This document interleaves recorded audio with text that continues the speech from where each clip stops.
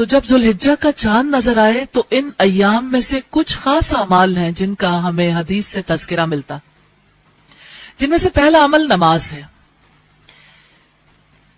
تو سب سے پہلا کام نماز کو بر وقت ادا کرنا، خشوع و خضوع سے ادا کرنا اور دل کی حاضری کے ساتھ، جیسے زبان سے حاجی کہتے ہیں نا لبیک اللہم لبیک، تو نماز میں بندہ مومن کا دل اسی طرح سے حاضر ہو جائے۔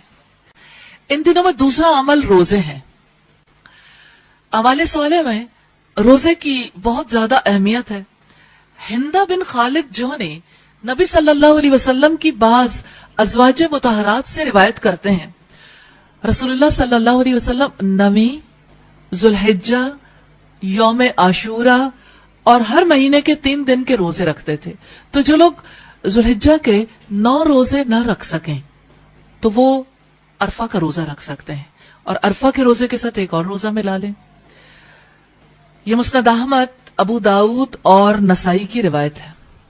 امام نووی رحمہ اللہ نے فرمایا ان 10 دنوں کے روزے مستحب ہیں، یعنی بہت پسندیدہ ہیں۔ 10ویں دن تو ظاہر روزہ نہیں ہوتا، لیکن ان 10 دنوں سے مراد یہ کہ عشرہ ذوالحجہ کا یہ خاص کام ہے۔ ایک اور روایت کے الفاظ ہیں فَأَكْثِرُوا فِيهِنَّ مِنَ التَّهْلِيلِ وَالتَّكْبِيرِ وَذِكْرِ اللَّهِ وَإِنَّ صِيَامَ يَوْمٍ مِّنْهَا يَعْدِلُ بِصِيَامِ سَنَةٍ وَالْعَمَلَ فِيهِنَّ يُضَاعَفُ ب700 ضِعْفٍ۔ تم ان دنوں میں تحلیل، تکبیر اور اللہ کا ذکر زیادہ سے زیادہ کیا کرو۔ ان میں سے ایک دن کا روزہ 1 سال کے برابر ہے۔ ان میں سے ایک دن کا 1 سال کے برابر ہے، اور اس میں کیے جانے والے عمل کا ثواب 700 گنا کر دیا جاتا ہے۔ یہ بہقی کی روایت ہے۔ سیدنا انس رضی اللہ تعالیٰ عنہ بیان کرتے ہیں کہ عشرہ ذوالحجہ کے متعلق صحابہ کہا کرتے تھے کہ بِكُلِّ يَوْمٍ أَلْفُ يَوْمٍ، ایک دن 1000 دن کے برابر ہے، اور عرفہ کا دن 10,000 دنوں کے برابر ہے۔ تو حافظ ابن حجر نے اس بارے میں اس کے جو خاص فضائل بیان کیے ہیں کہ بنیادی عبادات، نماز، روزہ، صدقہ اور حج سب اکٹھے ہو جاتے ہیں ان دنوں میں الحمدللہ۔ اور ہم دیکھ رہے تھے ان دنوں کے روزے کے بارے میں، اور ہم نے دیکھا ان دنوں کی تکبیرات کے بارے میں۔ سیدنا ابو ہریرہ رضی اللہ تعالیٰ عنہ سے روایت ہے کہ نبی صلی اللہ علیہ وسلم نے فرمایا ما من ایام احب الی اللہ ان یتعبد له فیها من 10 ذی الحجۃ یعدل صیام کل یوم منها بصیام سنۃ وقیام کل لیلۃ منها بقیام لیلۃ القدر۔ ترمذی کی روایت ہے اللہ تعالیٰ کے نزدیک کوئی عمل عشرہ ذوالحجہ میں کیے جانے والے عمل سے زیادہ پسندیدہ نہیں ہے۔ ان میں سے ایک دن کا روزہ 1 سال کے روزوں کے برابر ہے، اور ایک رات کا قیام لیلۃ القدر کے قیام کے برابر ہے۔ اسی لیے تو اللہ تعالیٰ نے ان دنوں کی قسم کھائی ہے، اور اللہ تعالیٰ نے پیچھے رہنے والوں کو محروم نہیں کیا۔ ان دنوں کا تیسرا بڑا کام ہے یوم عرفہ، 9 ذوالحجہ کا روزہ رکھنا۔ اگرچہ یہ روزہ بھی باقی روزوں کے ساتھ شامل ہے، لیکن اس کا اجر و ثواب زیادہ ہے۔ 9 ذوالحجہ یعنی یوم عرفہ، یہ وہ عظیم دن ہے جس میں اللہ تعالیٰ سال کے سارے دنوں میں سے ہر دن کے مقابلے میں زیادہ تعداد میں لوگوں کو جہنم کی آگ سے آزاد کرتے ہیں۔ سیدہ عائشہ رضی اللہ تعالی عنہا نے بیان کیا کہ یقیناً رسول اللہ نے ارشاد فرمایا کوئی دن ایسا نہیں کہ اس میں اللہ تعالیٰ عرفات کے دن سے زیادہ لوگوں کو جہنم کی آگ سے آزاد کرتا۔ صحیح مسلم کی روایت ہے 3288 نمبر پر۔ جانتے ہیں اس دن کی کیا خصوصیات ہیں؟ یہی وہ دن ہے جس میں اللہ تعالیٰ نے دین اسلام کو مکمل فرمایا۔ سیدنا قتادہ رضی اللہ تعالیٰ عنہ سے روایت ہے رسول اللہ صلی اللہ علیہ وسلم سے یوم عرفہ 9 ذوالحجہ کے روزے کے متعلق سوال کیا گیا تو آپ صلی اللہ علیہ وسلم نے فرمایا ایک گزشتہ سال اور ایک آئندہ سال کے گناہ دور کر دیتا ہے. آئندہ جس میں ہم نے قدم نہیں رکھا، اس سال کے شروع ہونے سے پہلے اللہ تعالیٰ اس کے گناہ معاف کر دیتے ہیں. یہ صحیح مسلم کی روایت ہے.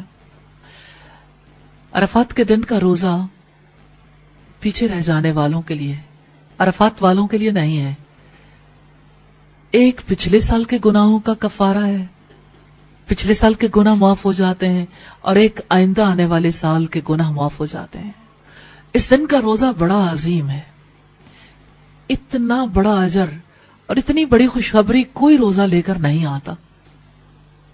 نبی صلی اللہ علیہ وسلم خود بھی اس دن کا روزہ رکھتے تھے. آپ صلی اللہ علیہ وسلم 9 ذو الحجہ، یوم عاشورہ اور ہر ماہ میں سے 3 دن روزہ رکھتے تھے. یہ سنن نبی داؤد کی روایت ہے 2343 نمبر پر. رب العزت نے ان 10 دنوں میں کثرت کے ساتھ اپنا ذکر کرنے کا حکم دیا، جیسے سورہ الحج کی آیت نمبر 28 میں فرمایا وَيَذْكُرُ اسْمَ اللَّهِ فِي أَيَّامٍ مَّعْلُومَاتٍ، اور چند معلوم دنوں میں ان پر اللہ تعالیٰ کا نام لیں. سیدنا ابن عباس رضی اللہ تعالیٰ عنہ نے بیان فرمایا کہ ان معلوم دنوں سے مراد عشرہ ذو الحجہ کے 10 دن ہے. یہ صحیح بخاری کی روایت ہے. اور سیدنا عبداللہ ابن عباس بیان کرتے ہیں رسول اللہ نے فرمایا ما من ایام اعظم عند اللہ سبحانہ ولا احب الیہ من العمل فیہن من هذه الایام العشر فیہن من التہلیل والتکبیر والتحمید.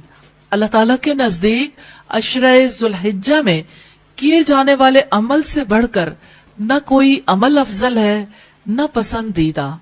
لہذا ان دنوں میں زیادہ سے زیادہ سبحان اللہ، الحمدللہ، لا الہ الا اللہ اور اللہ اکبر کہا کرو.